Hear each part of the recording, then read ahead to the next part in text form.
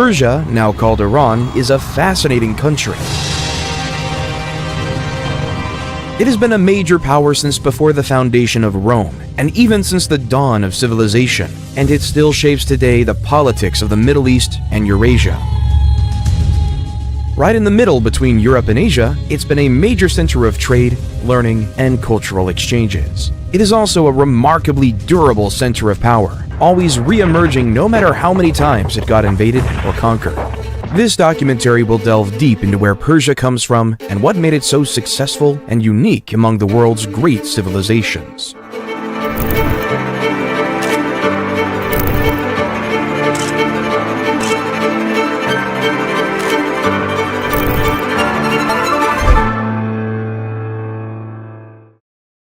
The area of modern-day Iran in historical Persia has been inhabited since early prehistory. It also saw some of the earliest agricultural villages in 7200 BC, notably Choga Golan and Choga Bonut, in the Zagros mountain in the west of the region and forming the western border of modern-day Iran. We know from these sites that wild barley, lentils, and various legumes were cultivated. We also found a 7,000-year-old jar of wine, now on display at the University of Pennsylvania.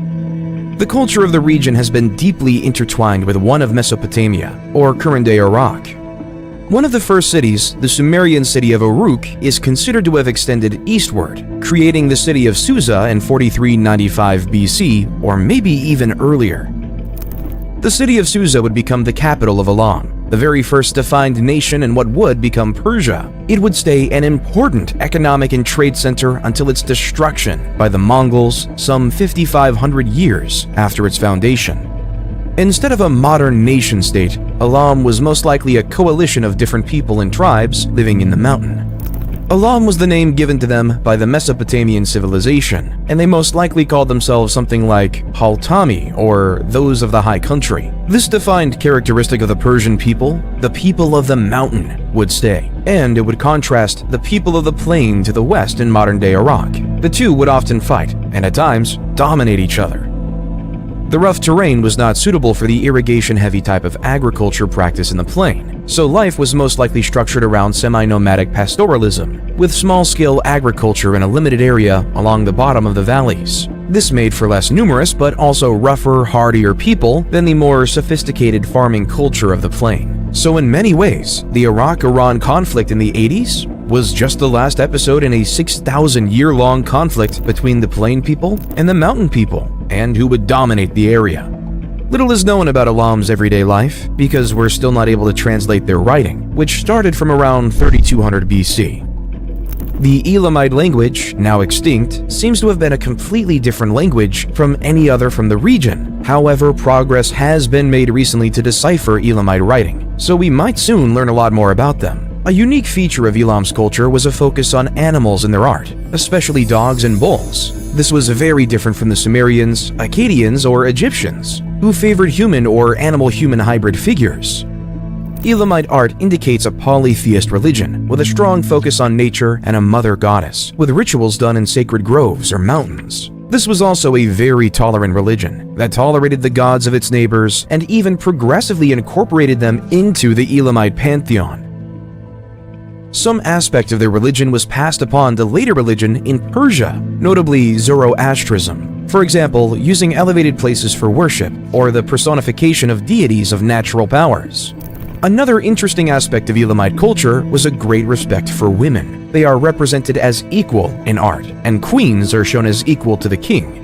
This cultural trait would be preserved later in the position of women in Persian societies. In an earlier era, Elam was frequently invaded by its more powerful neighbors from the plains, which was more populous thanks to highly advanced irrigation systems. In fact, Elam is the loser in the first ever recorded war, with the invasion and looting by the Sumerians of Elam in 2700 BC. Susa would also be under Sumerian control, under the rule of the legendary Sargon of Akkad. But nothing lasts forever, and by 1100 BC, Elam was the rising power in the region. King Shutruk-Nahanti went on a series of conquests, rolling over most of the cities around Babylon.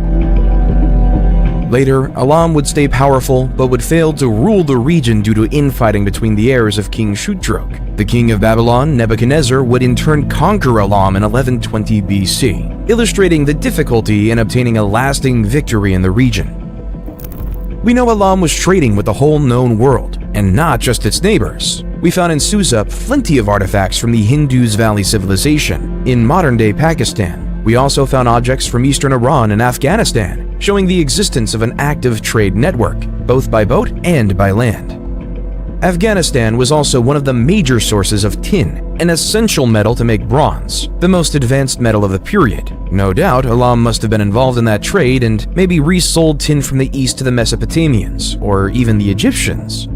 They were also selling stone, metal, and wood that was lacking in the more desertic plains, crossed by the Tigris-Euphrates river system. This trading road would keep getting more and more important, and slowly involved in the Silk Road, connecting Europe to Asia, with Persia as the connecting point between the two. Progressively, Elam's power faded with the entry of the Iranian or Aryan people into the region. They were nomads who originated from the steppes of Eurasia, living a life similar to proto-slaves, Turks, and Mongols. Over time, Elam and Iranians started to mix, especially in the south of the country. This was a gradual process that stretched over more than a millennium, starting in 2000 BC. Elamite culture would persist long after the Iranian people became dominant in the region. For example, the Elamite language was for a long time used as the main administrative language. This would indicate that if the Iranians ruled and colonized the area, the legal and administrative system was still manned by native Elamites. One of these Iranian groups, the Medes, started to federate the region under the banner of the first real Iranian emperor, Deioces, who reigned from 727 to 675 BC, according to Herodotus. To give you an idea, the highly embellished tales of the 300 Spartans fighting Persia were from Herodotus. So, while important, Deioces might not have actually been the ruler of the whole of Iran. In any case, the Medes' unification was in large part a reaction to the brutal conquest and oppression by the Assyrian Empire. Deioces' grandson Cyaxares would ally with the Babylonian and destroy the capital of the Assyrians, Nineveh, in 612 BC. By 700 BC, the area was mostly populated by Iranian people, like the Medes, Persians, and Parthians. The Medes might have been the founder of the first Iranian Empire and the downfall of the Assyrians, but it would be another group that would take the lead of the region. The Persians, under Cyrus the Great, would form the First Persian Empire, also called the Achaemenid Empire. Cyrus the Great was a vassal of the Medes that rebelled in 553 BC, and then went on to conquer the world. By 539 BC, he had conquered Babylon. In 533 BC, he would enter in India and conquer the western part of it. We don't know much about him before he went on overthrowing the Medes and taking over the whole Middle East. It seems he started his rebellion when a Medes general, Harpagus, was sent to attack Cyrus. But instead, Cyrus and Harpagus teamed up on the Medes Empire. How did that happen?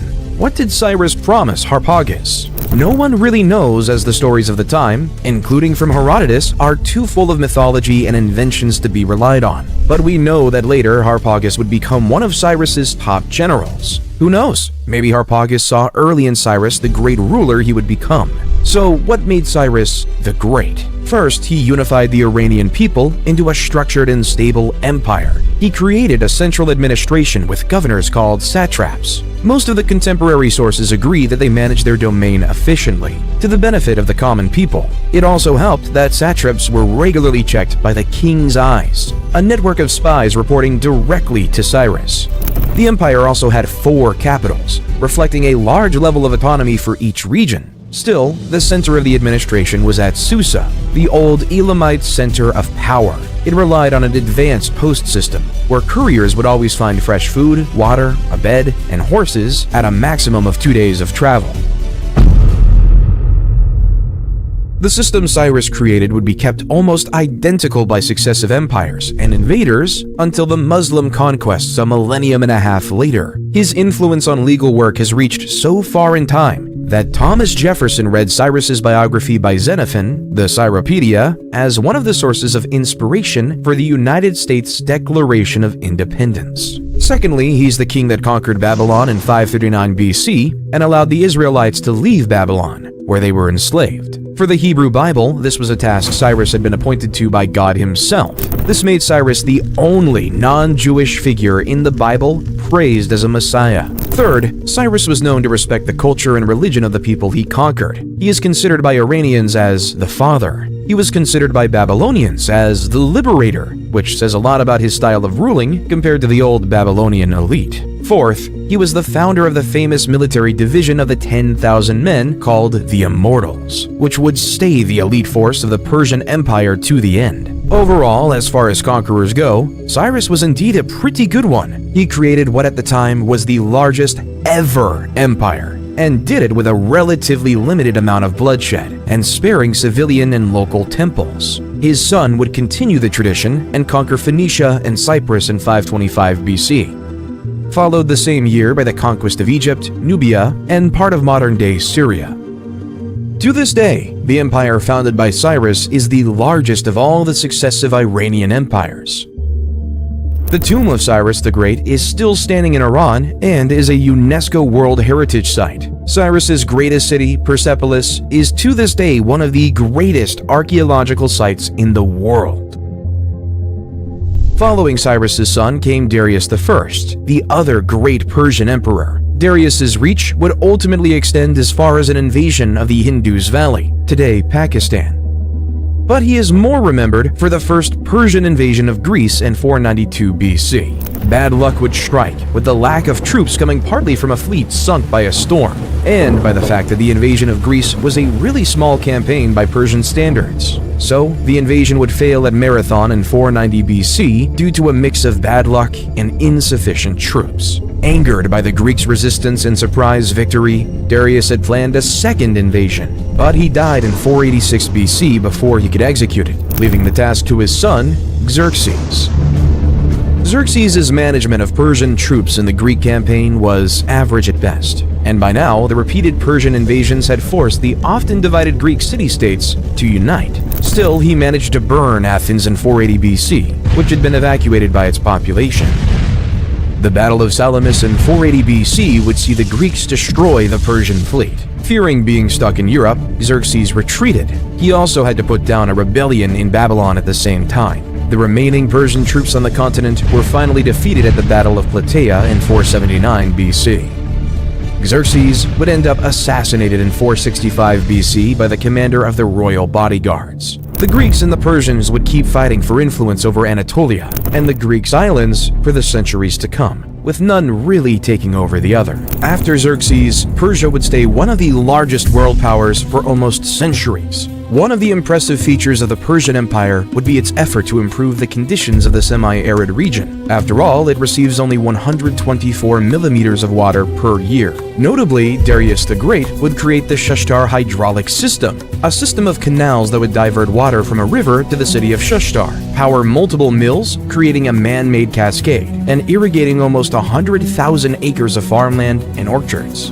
Another remarkable system, predating the Persians but greatly expanded by them, was the qanats. They would take water from underground and carry it to fertile farmlands. These canals were mostly subterranean in order to limit evaporation. Because they tapped into the water tables, it would provide a small but steady water flow independent of the rain. The qanat would also be immune from damage from war or flood, providing an extremely durable infrastructure to the inhabitant of the Persian Empire. Building a qanat was a difficult task, as you needed the canal sloped downward to let the water flow, but not too steep or water would start eroding the canal and collapse it. They also made a unique footprint on the landscape, as vertical tunnels were dug at regular intervals to give access to the workers during the construction and for maintenance. Another innovation was the yakchul, a dome of clay where Persians would pile up ice in winter to keep food cold the rest of the year. There are also claims that it is the Persians we have to thank for the invention of the kartar, the ancestor of the modern guitar. Another entertainment popular to this day is backgammon, the oldest surviving board game. The Persians also claim to have also invented chess, even if this is contested by India. The Persian culture and day-to-day life incorporated a wide array of regions and cultures. For example, slavery was relatively common in the areas of Babylon and Egypt, with a long history of slavery predating Persian rule. But overall, it seems slaves were just a minor portion of the society, and slavery was not a key component of it, less than in Greece or later in Rome. Persian women benefited from a remarkable amount of freedom by antiquity's standards. They could own by themselves land, businesses, and money. They could also travel freely. We also know that aristocratic women would ride horses and practice archery, activities that would have been kept only for men in other cultures like the Greeks. The only field apparently excluding women was ruling the country. One last innovation to be credited to the Persians is one of the first monotheist religions, Zoroastrianism. The religion was founded by Zoroaster, or Zarathustra. The exact figure of Zoroaster is lost to history, with religious tradition putting him in the 6th century BC. But some historians believe him to be more of a 10th century BC figure turned into a myth. Zoroastrianism explains the world as a place of a battle between a supreme god of good versus a supreme god of evil. It also contained belief in free will, life after death, and theology of angels and demons, heaven and hell. Historians of religion consider that Zoroastrianism had a major influence on other Abrahamic religions, Buddhism and Greek philosophy. One example is the 3 Magi bringing gifts for Christ's birth in the Bible, also known as the 3 wise men. The term Magi refers to Zoroastrian priests. In Zoroastrianism, the God of good is omniscient, knows everything, but not omnipotent, cannot do everything. Zoroastrianism also encouraged the protection and, to some extent, the veneration of nature, probably drawing from the older animist and polytheist beliefs of the Iranian people and the Elamites. Fire was playing a major role in the religion, with prayers usually done in the presence of a fire and sometimes flowing water. The Zoroastrian idea of the law of Asha, or truth and righteousness, was also claimed as an inspiration for Cyrus the Great's style of ruling and lawmaking, even if he didn't impose Zoroastrianism on the people conquered by Persia. Zoroastrianism is still practiced today as a minor religion in India and Iran. Overall, the Persian Empire seems to have been a relatively tolerant and good one, as far as empires go. It would punish rebellions harshly, but then respect the local culture, customs, and religions of the conquered people. Its governing principles were autocratic, but with the goal of improving the common man's life and developing a just and productive system, run by an efficient administration with many safeguards against corruption and abuse of power.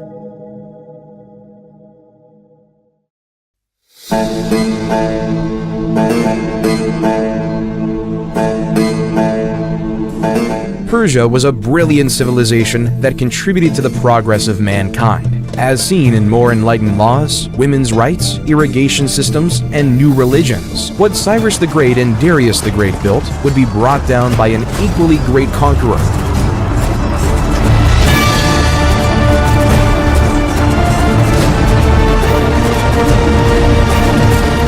The Macedonian Alexander the Great. Alexander was a great admirer of Cyrus. Reading from an early age Xenophon's Cyropedia, one key aspect Alexander took from Cyrus's biography was his heroism in battle. Alexander was the king of Macedonia, a kingdom at the northern fringes of the Greek world. He was born in 356 BC and tutored personally by Aristotle. Yes, the Aristotle, the father of Western philosophy. Alexander was already commanding an army and ruling in his father's absence at 16 years old. And then he became king at only 20 years old.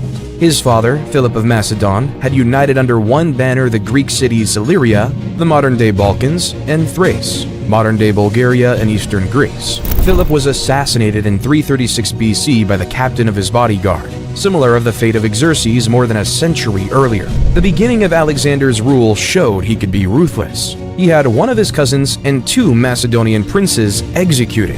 Whether they were responsible for the assassination of Philip or not is unsure. What is sure is that it made his position in the throne very secure. Alexander would also brutally put down any rebellion tentatively following the death of his father. It culminated when he made an example of Thebes, destroying the 1,000-year-old city in 335 BC and selling all of its citizens into slavery, sparing only pro-Macedonians and priests. Maybe out of genuine guilt, or to appease his critics, Alexander would later on always show great generosity and favor to any surviving Theban he would meet in person. In any case, it worked at crushing any rebellious ideas in other Greek cities, including Athens. Alexander would follow by imitating Philip and taking the title of hegemon, or supreme commander. In these early moments of his reign, Alexander would display a real military genius. He would stay undefeated in battle all his life, making him one of the greatest generals in history. Alexander invaded the Persian Empire in 334 BC with around 50,000 men, 6,000 cavalry, and a fleet of 38,000 men. He would conquer the western part of Anatolia, modern-day Turkey, which was populated by Greeks but living under Persian rule, and then move on to Syria and the Levant. The Greco-Macedonian army met the much more numerous Persian army, at least twice bigger, at the Battle of Issus. The Persians were led by Darius III, and he had cut the Greeks from the conquered territories. A big part of the legend of Alexander has been enhanced by the sheer ineptitude and cowardice of Darius III. At the Battle of Issus in 333 BC, the Persians attacked the Greeks in a narrow space between the sea and mountain, blocking them from making use of their larger number. When the Persian army started to break under a Greek assault led by Alexander, Darius is said to have been the first one to flee. The view of the Persian emperor running for his life, instead of rallying his troops, led to the Persian army collapsing. This was the first time ever that a Persian army under the command of a Persian emperor would be defeated. One can imagine the shock it must have been to everybody, even Alexander himself. Darius left behind his wife, his 2 daughters, and even his mother, as well as symbols of his authority like his bow, chariot, and royal mantle. The female relative of Darius would be treated well, but Alexander would refuse to give up on his hostages, except for Darius recognizing him as the Emperor of Persia. Later on, Alexander would marry one of Darius's daughters in order to reinforce his claims on the throne. Alexander would go on to put siege to the Phoenician Tyre, now modern-day Lebanon. To punish it for its resistance, he would destroy the city in 332 BC, kill the men, and sell the women and children into slavery. Gaza would then resist as well, and even seriously wound Alexander in the shoulder. The city would then suffer the same fate as Tyre. After that, the whole of Egypt surrendered quickly. Many cities named Alexandria would be founded in the wake of the conquest, but the Egyptian Alexandria would go on from its foundation in 331 BC and become a major trade center and place of learning, harboring the lighthouse of Alexandria as well as the Great Library. 2 years after the Battle of Issus, Darius would flee again at the Battle of Gaugamela in 331 BC. This was despite once again commanding a larger army, fighting on a favorable terrain this time, and having competent and experienced soldiers and commanders. He apparently again fled first, way before any clear winner of the battle could be decided. From there, the Persian Empire would never recover. The rest of Persia fell right after, with Darius unable to successfully raise a full third army. The fate of the previous 2 must have made volunteers quite rare. In addition, the benevolence of Alexander to places that surrendered made it an attractive option at this point, and his brutality against Tyre and Gaza made it a bad bet to resist too hard as well. Alexander's military genius should not be dismissed, as he showed real prowess in his campaigns to keep control over his vassals since he was 16 years old. His ability to wield both diplomacy and horrific brutality also contributed to his lightning-quick conquest of the largest empire in the world. But a part of his astonishing success also stemmed from Darius's cowardice. Not once but twice did he single-handedly cause the rout of a Persian army twice the size of the Greeks by leading the way to safety. Quite the contrast with Alexander, which would constantly refuse the advice of his generals and lead the battle from the front line. This extreme level of risk taken by Alexander also had a huge impact. Both the Greek and Persian armies were an assembly of soldiers from very diverse and not always very loyal vassal states. When the Greek soldiers fought with Alexander, they didn't fight for the glory of Macedon, a state and culture many of them actively disliked. They fought for Alexander himself, who they had come to admire at a personal level for his courage. And in reverse, when the soldiers from Egypt or Babylon saw Darius fleeing, they hadn't much interest in fighting and risking their lives for a cowardly emperor. Many historians have tried to justify the fall of the Persian Empire as something almost inevitable. They describe the Persian Empire as divided, tired, and declining. But this can be contested. The Persian Empire managed not once but twice to gather an army twice the size of the Greek army. It was not weakened by the previous rebellions or civil wars. there was very little defection by local rulers to Alexander. Overall, the Persian Empire seems to have been still a very functional, well-administrated empire. The Persian Empire might have fallen solely because of the extraordinarily unlucky combination resulting from the clash between two very different men. Darius III, a poor excuse of an emperor, and Alexander, a once-in-a-millennium military genius. By conquering the Persian Empire and uniting it with Greece and Macedon, Alexander had created the largest empire ever seen. The end of the campaign would see the Greek pillaging Persepolis for several days in 330 BC. A fire, intentional or not, started in the palace and burned down most of the imperial capital. It could have been revenge for the burning of Acropolis by Xerxes, or just an accident. Apparently Alexander regretted it, but it was already too late to stop the fire. The relationship of the Greeks with the Persians was a strange one, a bitter rivalry and centuries of war, but also mutual respect, each recognizing the other as civilized in a way, something the Greeks did not extend to many other people. Plutarch tells us that Alexander paused by looking at a statue of Xerxes and asked the statue, "Shall I pass by and leave you lying there because of the expeditions you led against Greece? Or shall I set you up again because of your magnanimity and your virtues in other respects?" Alexander would end up hunting pretenders to the succession of Darius III all over Central Asia, in modern-day Turkmenistan, Afghanistan, and Tajikistan. Seemingly always restless, Alexander would decide to try and invade India next in 326 BC. The first battles were successful, but this would be one step too far. The men were at this point tired of war and wanted to go home and profit from the spoils of victory. Ultimately, the soldiers faithful to Alexander were in open revolt. They would still obey him and defend him, but conquer no more. Alexander would be back in the old Elamite city of Susa in 324 BC. During the campaign, Alexander started to try to build his legitimacy as a Persian emperor in the eyes of his new subjects. This led to tensions between his Greek troops and him. One remarkable example is when Alexander, drunk, would end up killing a friend that had saved his life previously. The deadly fight started over accusations that Alexander had become corrupted by an Oriental lifestyle. Another issue was how to integrate the Greek and Macedonian veteran with the Persian officers. The initial mixing of command helped, giving Persian troops to Greek officers and the other way around. He also notably tried a wave of mass marriages between his officers and noble women of Susa, the now Persian old Elamite capital. This would not have durable effects. When finally settling back, he started to put in order to the administration, including executing several satraps that had proven themselves corrupt or disloyal. Shortly after he came back to Persia, Alexander died suddenly in 323 BC. The likely cause was a fever caught in a nearby swamp, but of course, previous attempts and his position led to speculation about poisoning. There are dozens of theories about his death, none conclusive. Some would find it somewhat poetic that a man able to bring down an empire and survive countless battles and injuries would not fall from intrigue, but an ordinary and unglorious cause, like a disease. He would be buried in Alexandria, but what happens to his remains is unclear past the 2nd century AD.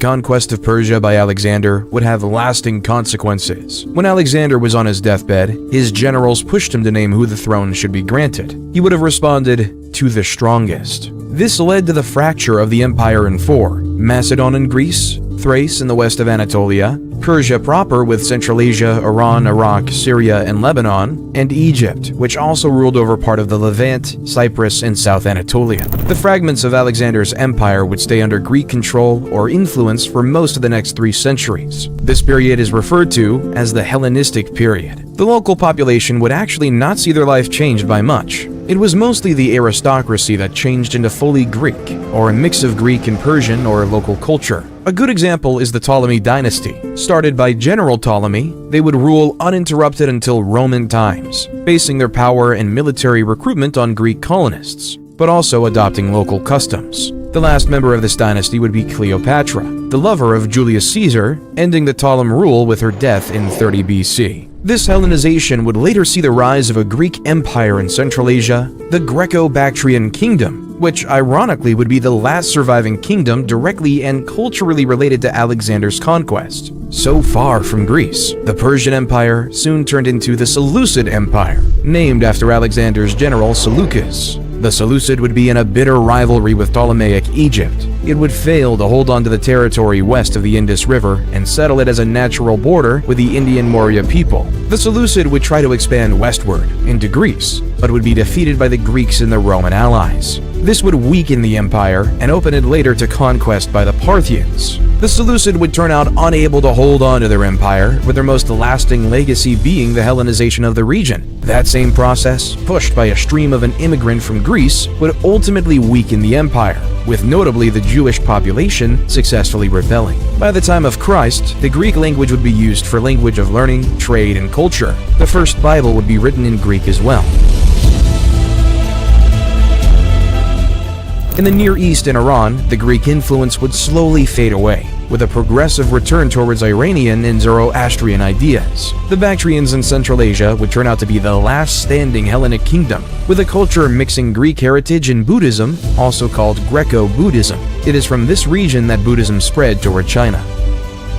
The Parthians were an Iranic nomadic people, living in modern-day Turkmenistan, not unlike the Medes and Persian before them. They were ruled by the Seleucid through Greek satraps until they rebelled and took over the empire.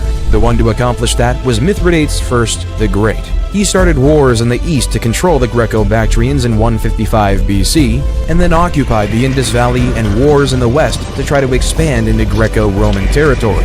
This follows a now familiar pattern in Persian history. First, there are some natural geographic features. A center of power always based around modern-day Iran, and trying to expand east towards central and India, and west towards the Levant and Anatolia. Competent emperors manage to expand, bad ones see the empire contracting. When a dynasty really weakens, it gets replaced by nomadic invaders. First the Medes, then the Persians, and then the Parthians. For each nomad invasion, the pre-existing bureaucracy and lifestyle mostly stay unchanged, except maybe for the elite. The Parthian Empire was no exception. It is during this period that a full synthesis of Greek and Iranian culture would occur, and one good example of it is the cult of Mithra. Later on, Mithra would be a strong inspiration for the cult of Mithras by Roman legionaries. This cult would be competing with Christianity as a possible successor to the traditional Roman pagan gods. It was inspired by Mithra, but also incorporated a lot of other influences, including beliefs in astrology and divination.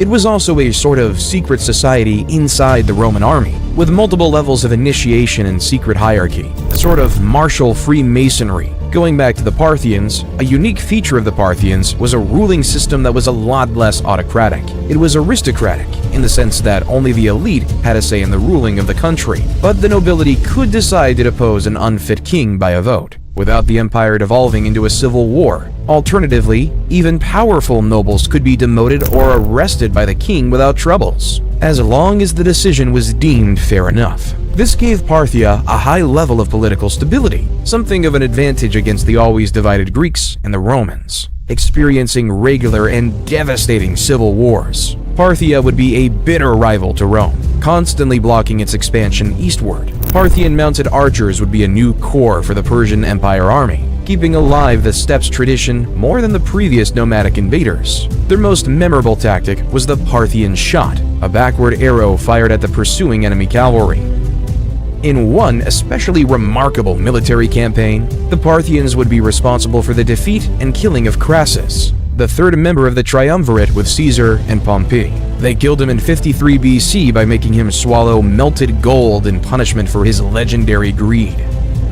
The Sasanian Empire would be the last pagan, as in not Muslim, iteration of the Persian Empire. The best way to look at the Sasanian replacing the Parthian is by looking at the origin of the founders of the dynasty and their ideology. They were from an old Persian noble family, from the same region that Cyrus the Great came from. The empire they built from 224 AD would put back Iranian culture at the center of Persia, with Zoroastrianism turned into a state religion. Hellenization would partially stay, but be much weaker in Iran than in the fringes of the empire, like in the Near East neighbors such as Lebanon and Israel. Other religions would be tolerated, but this characteristic would be essential in distinguishing this new Persian Empire from the Roman Empire, now turning into a Christian empire. Later on, the Sasanian would be the most dangerous and threatening rival to the Eastern Roman Empire, also called the Byzantine Empire. It is during the Sasanian Empire that the Jewish Babylonian Talmud would be composed, as the empire harbored several Jewish centers of learning. The Sasanians saw the rise of Manichaeism, created by the prophet Mani. It was a religion claiming to be the final revelation, synthesizing the teaching of Zoroaster, Jesus, and Buddha. As a result, it angered the hierarchies of all the main religions of the time. Manichaeism would spread quickly, even if repressed by the Sasanian Empire's leadership, but would be ultimately crushed by the various governments in the West, China, and the caliphates, and disappear completely by the 14th century. It would nevertheless be very influential on many Gnostic branches of Christianity like the Cathars. The Sasanian Empire would also be a lot more centralized and urbanized compared to the Parthian culture, more influenced by nomadic lifestyles. The Sasanian Empire would develop relations with the East further than the previous Persian Empire. Since the Bronze Age, trade with India and China had created a prosperous trade network, the Silk Road. It took its name from the invention of silk by the Chinese in the 4th millennium BC, and the beginning of its trade out of China from the time of the Persian Empire. The Sasanian and Chinese would also exchange artists, like musicians and dancers, and they cooperated in defending the Silk Road from the ever-present threat of nomadic pillagers from the center of Eurasia. They would also take over the trade with the Indian Ocean, kicking out the Romans from it. The Sasanian Empire is often described as the height of classical Persian culture, and a lot of their philosophy, architecture style, literature, and engineering would later be considered Muslim by foreigners, as the Sasanian style would be exported to the whole Muslim world. They might have even invented the very first electric battery, the so-called Baghdad battery. It was a pod with a metal component inside, able to generate electricity, similar to a AAA battery, and we have no idea what it was used for.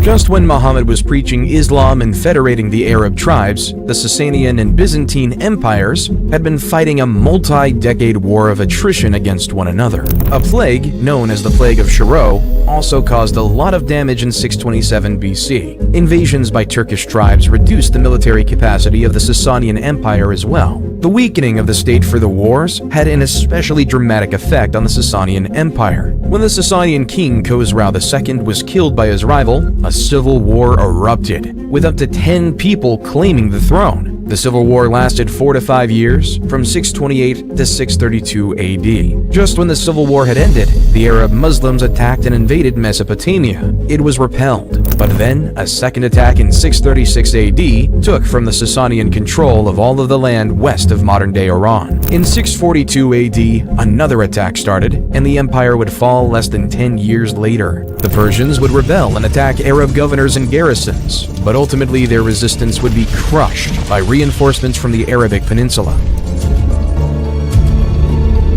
The conqueror would burn Zoroastrian sacred text and force conversion on the local population. Many would flee and form the ancestors of the current-day Zoroastrian communities in India and elsewhere in Asia. Non-Muslims would have to pay a heavy tax called the jizya and could be enslaved. Nevertheless, it would take until the late Middle Age for Islam to become the dominant religion in Iran. This conquest of Persia by Arab Muslims was almost replicated against the Byzantine Empire at the same time. The resulting Rashidun Caliphate would control all of the Middle East, including Iran, Egypt, Libya, Syria, and Mesopotamia, as well as parts of Central Asia. The relationship between Persia and Islam is complex. On one hand, Islam has been an imposed religion on the Persians, who resisted mass conversion for centuries. On the other hand, Persian culture has heavily influenced Islam itself. This is especially true for the branch of Islam that spread in Asia, including the Turks that would go on to form the mighty Ottoman Empire. It's fair to say that Islam has changed Persia, but also has not destroyed the uniqueness of the Persian civilization, no more than the invasion by Iranian people destroyed Elamite influence, or the Greek and Parthian conquest did eradicate the Persian culture. The caliphate that would take over the Rashidun Caliphate was the Umayyad Caliphate. While it was an Arab empire first, it also contained multiple elements of Persian culture as well, and drew a lot of its wealth and manpower from Persia and Mesopotamia. It also adopted the Persian administration and court protocol. The Umayyad Caliphate stretched at its peak in 750 AD from Central Asia to the Pyrenees Mountains in the north of modern-day Spain. The enormously overstretched Umayyad Caliphate soon started to fragment into more manageable, smaller empires. This was also in part due to a split about who should succeed Muhammad. Due to the religious nature of Muhammad's empire, this split evolved into a religious split as well. Shia Muslims believe Muhammad appointed Ali, Muhammad's cousin, as his successor. Sunni Muslims believed he did not, as that Abu Bakr, appointed by a council of senior Muslims, was the rightful successor. This resulted in a bitter rivalry that is still alive to this day. Over time, this difference about political succession evolved into differences in theology and culture as well. Shia Islam would initially be most preeminent in Egypt and North Africa. Nowadays, Iran is considered the leader of the Shia world. It is often opposing the rest of the Muslim world in majority Sunni. The Umayyad Caliphate would be replaced by the Abbasid Caliphate. It was formed with the help of an Iranian general and overall would progressively integrate better the old Persian culture and administration to the Arab rulers and their religion. The Abbasid would build Baghdad in 762 AD near the site of ancient Babylon. The city would see the building of the world's first paper mill using Chinese-inspired technology and become an important center of learning for the Muslim world. It would study, preserve, and copy Persian, Roman, and Greek texts. The Abbasids would also trade and exchange with the rest of the world, and contribute to the spread in the west of Asian inventions, like the sextant, the number 0, or gunpowder. The Abbasid Empire would struggle to maintain a grasp on a very large empire, and progressively lose control over the most distant parts. Morocco in the 830s, Egypt in the 870s, and North Africa in the 920s. From 945 to the 13th century, the area would become controlled by the Seljuk Turks, coming from the Eurasian steppes. Like the multitude of Iranian tribes before them, once again, the pattern of nomads replacing a declining dynasty still hold true.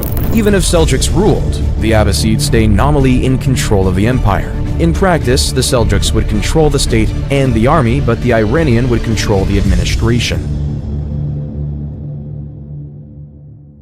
The Abbasid Empire is generally considered as having been the engine behind the Islamic Golden Age. It was a period of scientific development, building on previous knowledge from the Egyptian, Persian, Greek, and Roman, and on the exchange of ideas with all the cultures of Eurasia, from Western Europe to India and China. This led to considerable progress in various fields, like medicine, philosophy, astronomy, chemistry, geometry, physics, especially optics, and calculus, with the invention of algebra. A lot of the progress done in that time was also due to the work of minorities, like Zoroastrians, Christians, and Jews. Excluded from political power, they could still use their talents as doctors, scientists, and engineers. The Abbasids were also responsible for the production of some of the more well-known Muslim literature, like the 1001 Nights' Tales, likely at first a translation in Arabic of Persian texts, with origin in Indian literature. Additional folklore from Arabic, Persian, Mesopotamian, and Egyptian sources would be added to it.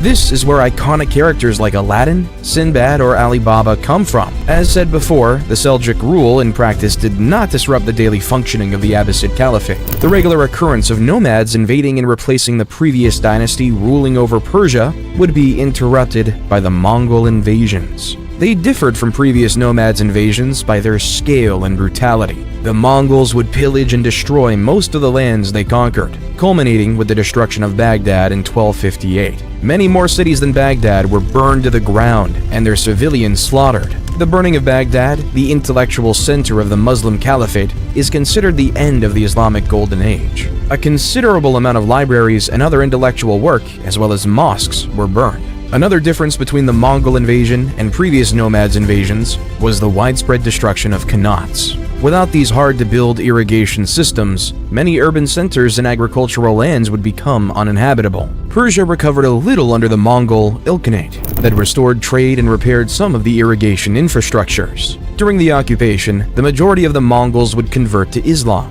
They would have a preference for Sufism, a sect of Islam with a predilection for esotericism and mysticism. In many ways, it blended well with the pre-existing Mongols' animist or Buddhist beliefs. Just when Persia was starting to recover, two events would wreck the region. The first reaching Iran in 1349, which would kill ultimately 30% of the population. The second was the invasion by Timur the Lame, or Tamerlane, in 1381. Timur would be the last great nomadic conqueror, and also one of the most brutal conquerors in history. He got his nickname due to injuries to his leg and two missing fingers from arrow wounds suffered in his youth. His tactic was simple. He would ask for unconditional surrender and nothing else. If refused, he would kill or enslave everyone on his path, including the elderly, women, and children. His campaign might have killed as many as 17 million people, a colossal amount equivalent to 5% of the world population at the time. At the time, many believed him to be a forerunner of the apocalypse, and maybe the horseman of war.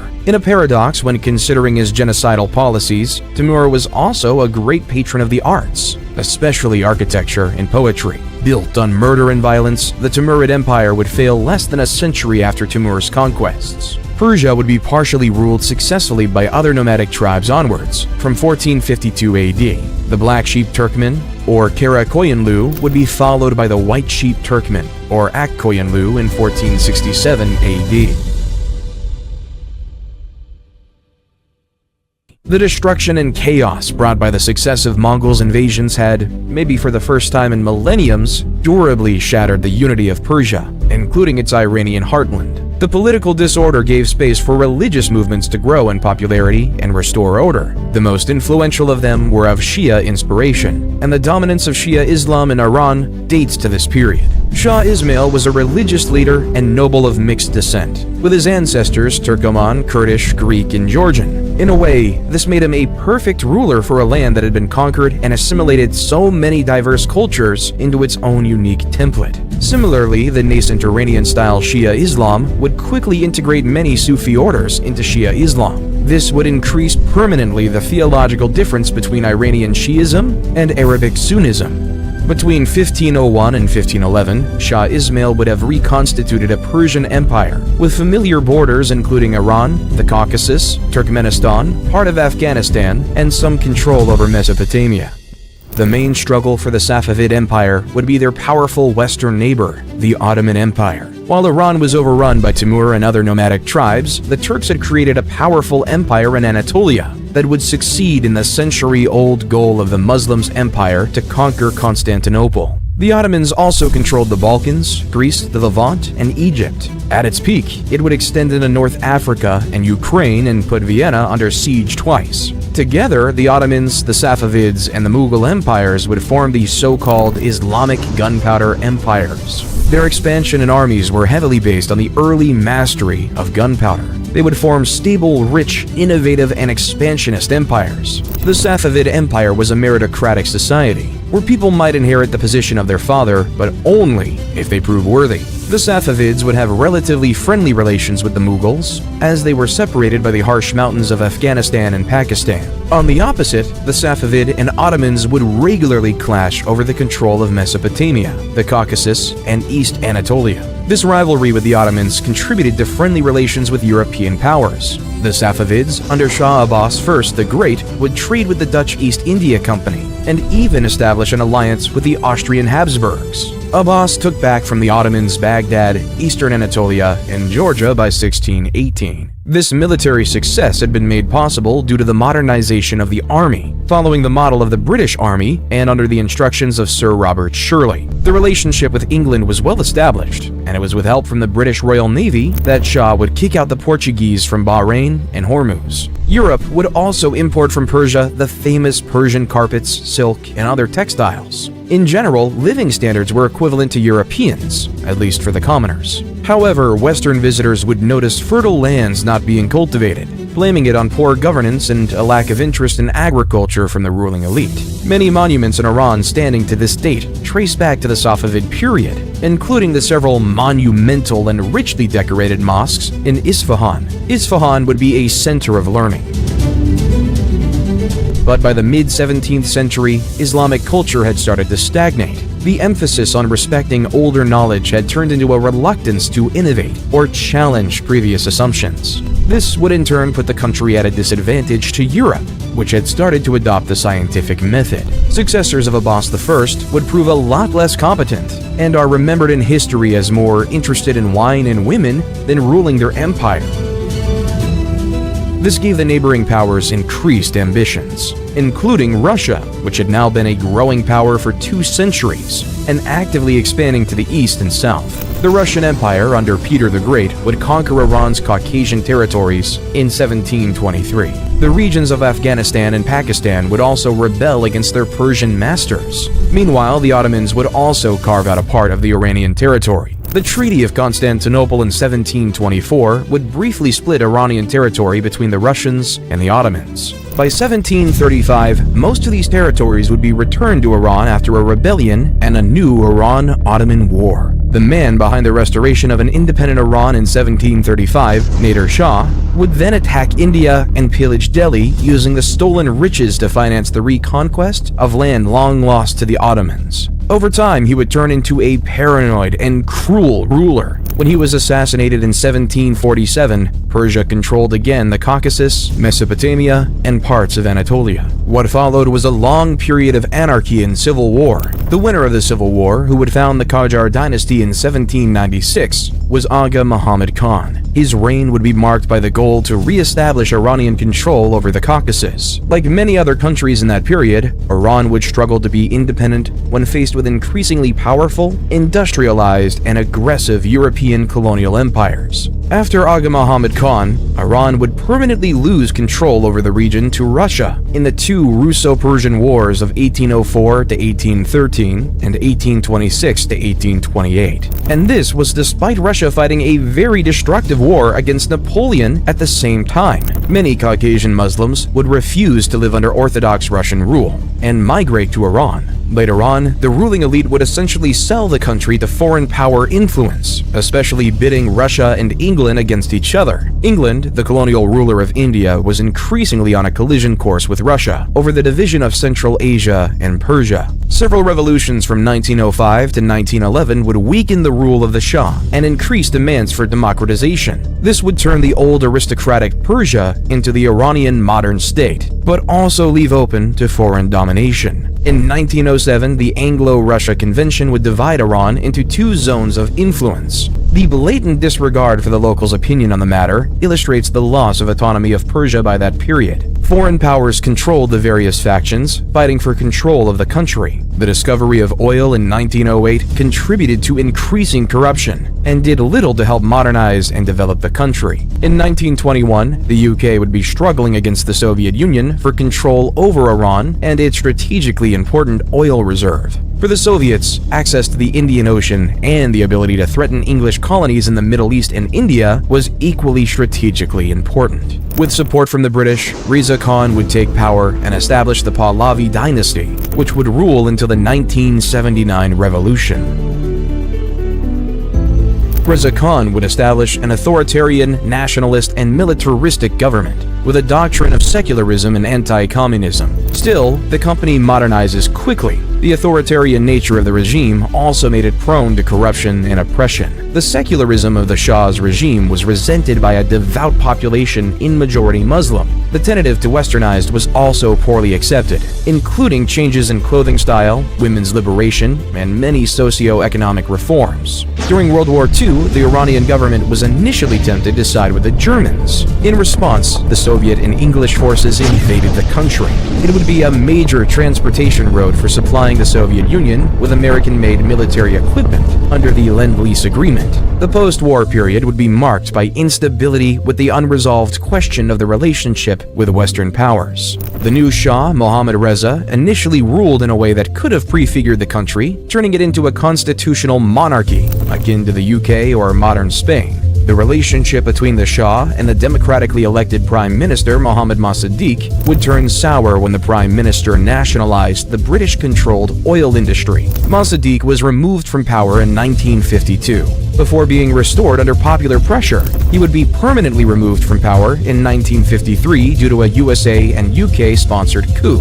From 1953 to 1973, Iran's oil resources would be managed by Western companies. In 1973, in the midst of the 70s oil shock, the Shah would take back control of Iranian oil and use the money to modernize and build a more powerful army. In 1979, the country would be taken over by the Islamic Revolution, transforming the country into the Islamic Republic it is today. Communist activists that contributed to the success of the revolution would be quickly purged, resulting in poor relations between Islamic Iran and atheist communist Soviets. Iran would cut all relations with the West, with the Iran hostage crisis a focal point. 1 year later, Saddam Hussein hoped to profit from the disorder in Iran to expand Iraq's territories, especially in oil-rich areas. Iraq was supported by the USA, the USSR, France, the UK, Egypt, and the Arab countries. Currently, Iran is under sanctions from the West for its nuclear program. Regionally, it's exerting influence over traditional Persian space like Iraq, Syria, and Lebanon, but also Yemen. It's also improving its relations with China and Russia and is joining China-led international organizations like the BRICS and the Shanghai Cooperation Organization. The Persian Empire today is known for being one of the most dominant and powerful empires throughout the course of history. Over thousands of years, the Persians have made numerous integral contributions to the world, from industry to culture.